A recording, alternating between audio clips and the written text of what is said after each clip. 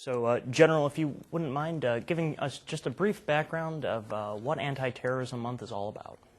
Well, anti-terrorism is about people saying something. It's about, this is the third year that we've had Anti-Terrorism Month. It's placed in August. We all remember what happened on 9/11. It's to get everybody's awareness up and vigilance up. So there's a lot of activities going on at post camp and stations throughout the Army to bring up awareness so that people stay vigilant through this period of time. But a lot of hard work on the part of commands to raise awareness is going on. And I think in this time, in this day and age, where there are people out there that mean us harm, it requires all of us to be part of this anti-terrorism effort and keep our vigilance and our focus up. You mentioned that this is the third year that the Army's put on Anti-Terrorism Awareness Month. Could you talk about some of the previous successes that the Army's had with the first two? We continue to get successes every single day because, you know, you can have all the law enforcement in the world focused on anti-terrorism, but it's the people.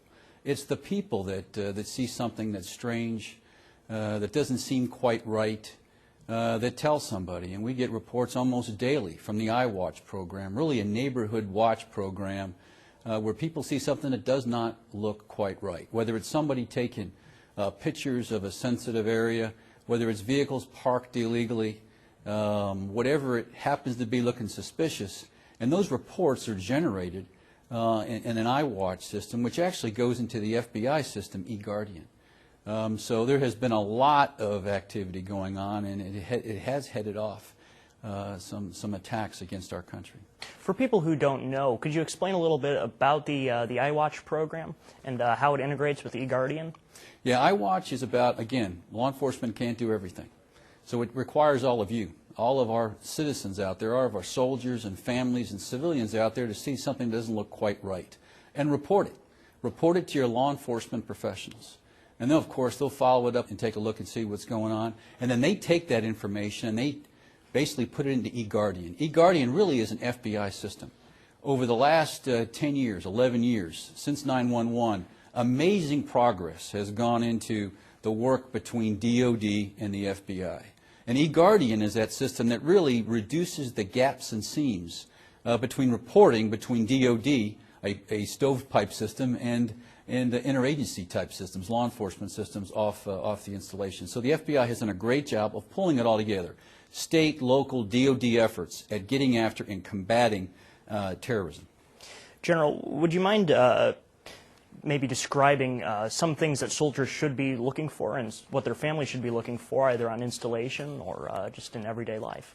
Well, I mean, when you're out and about, you know, individuals, for example, it may be 110 degrees, yet somebody's wearing excessively baggy clothes. Could they be hiding something? Cars that are parked illegally, in maybe a large type of vehicle. Individuals taking pictures of a sensitive location, or for that matter, a post. Folks outside of access controls that are taking pictures and trying to find gaps and seams in security type areas. Folks that are in places on our installations that have no business being there. People walking around your neighborhood who don't live there. All of these kinds of things that look suspicious really need to be reported to law enforcement officials, and they'll do something about it, I guarantee it. What are some of the potential consequences, if you will, of not being vigilant? Well, of course, soldiers, civilians, and families being killed or severely hurt, or, for that matter, compromising national security, which you can see, it runs the entire gamut. I mean, terrorists are out there to hurt us in a number of ways, from a strategic down to a tactical level. And even at the tactical level, it can have strategic implications. So whether it's a bombing, whether it's some other kind of event that will hurt or injure our soldiers, civilians, and families, we've got to be on the alert for those kind of activities. I'm curious, what role do civilians play in anti-terrorism, specifically in integrating anti-terrorism and Opsec? Can you shed a little light on that? Well, for one thing, you can't talk about the military without our great civilians that work with and for us. So the civilians are part of the total military picture, not only internally in the Army, but of course we have great relationships off our post-camp and stations. There are many fusion cells that go on with our civilian partners off the installation. I recently was a senior commander out of Fort Leonard Wood, Missouri.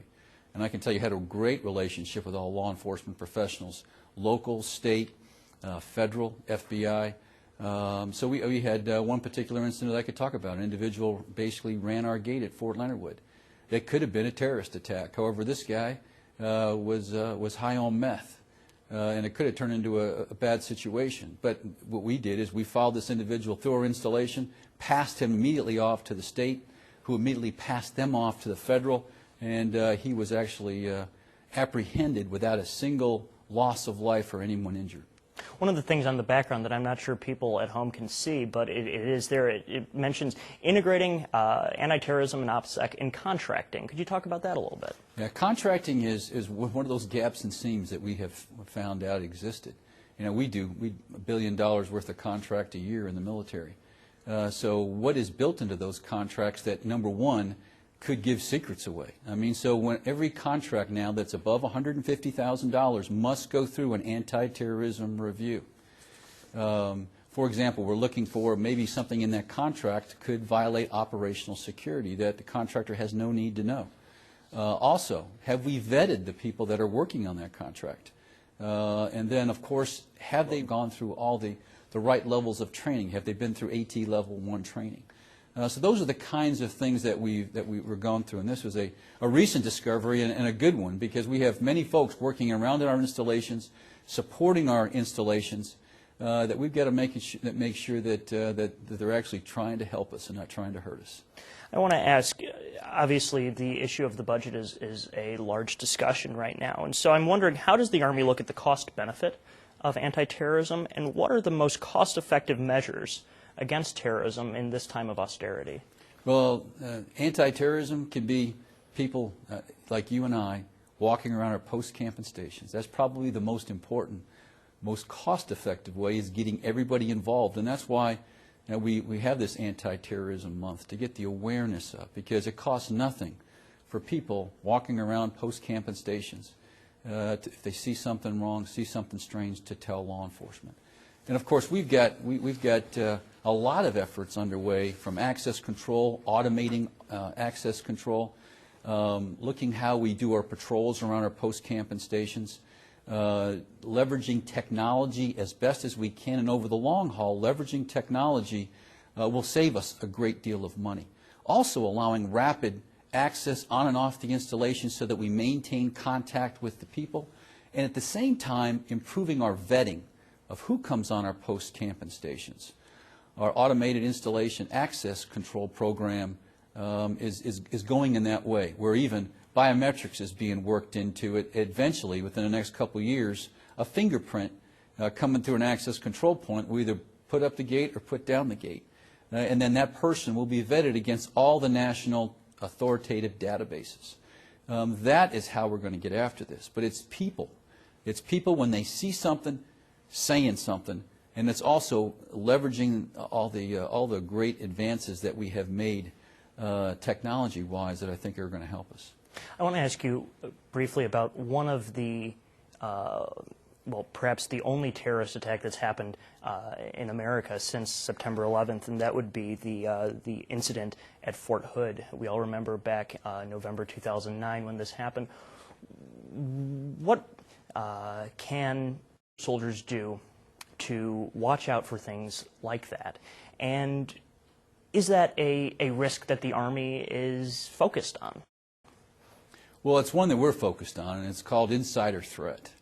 And I think we have made a number of gains at looking at our personnel systems. We have, from looking at the Fort Hood study, we have found, again, many gaps and seams in our personnel, our behavioral, our law enforcement systems that really needed to be brought together, that may have headed off the insider threat.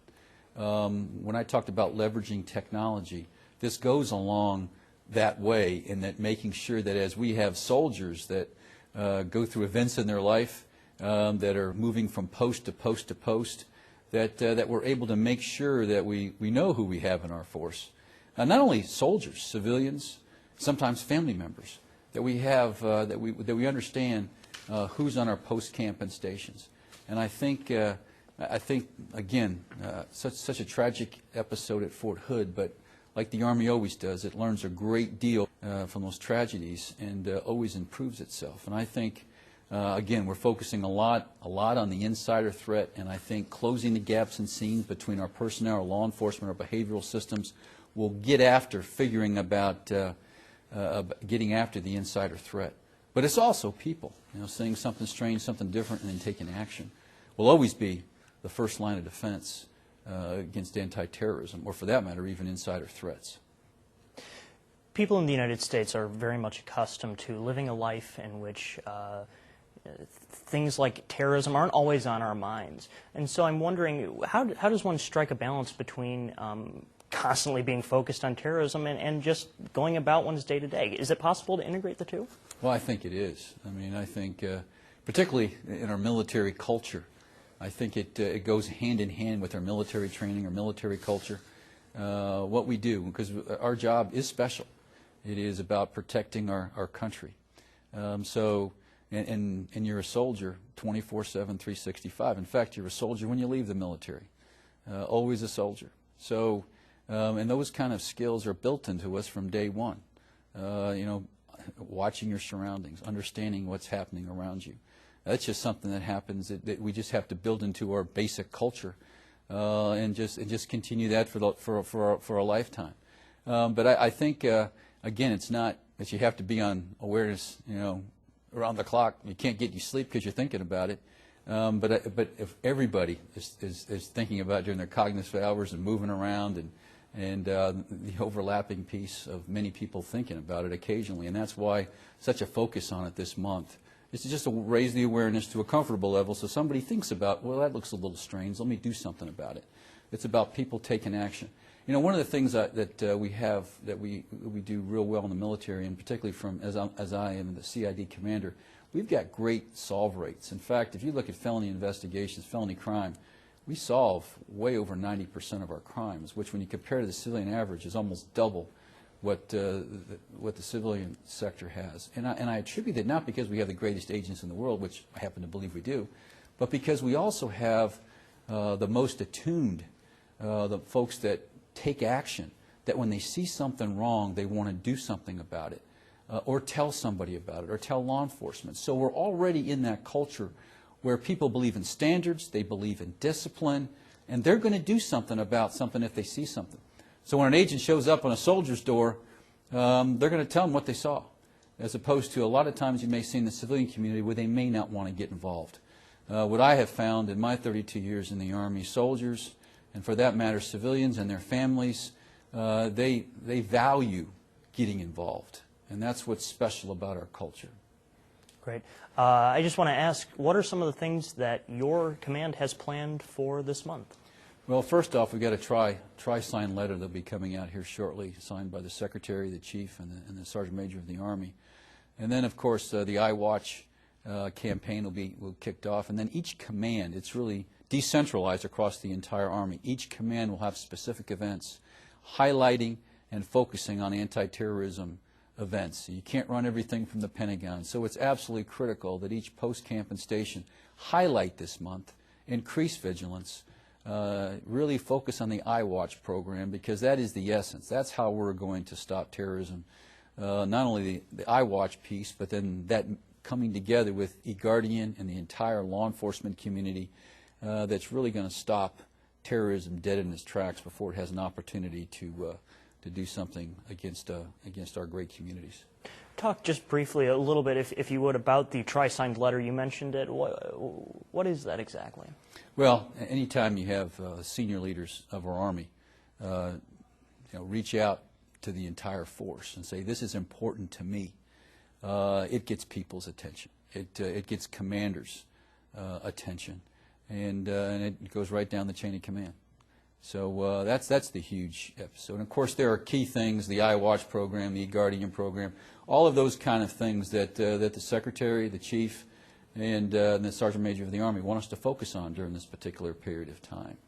I mean, that's the essence of the letter. But again, anytime the Chief, the Secretary, and Sergeant Major of the Army speak, it gets the attention of commanders. And at the end of the day, what happens or does not happen, or what gets focused on installations, is what commanders deem as important.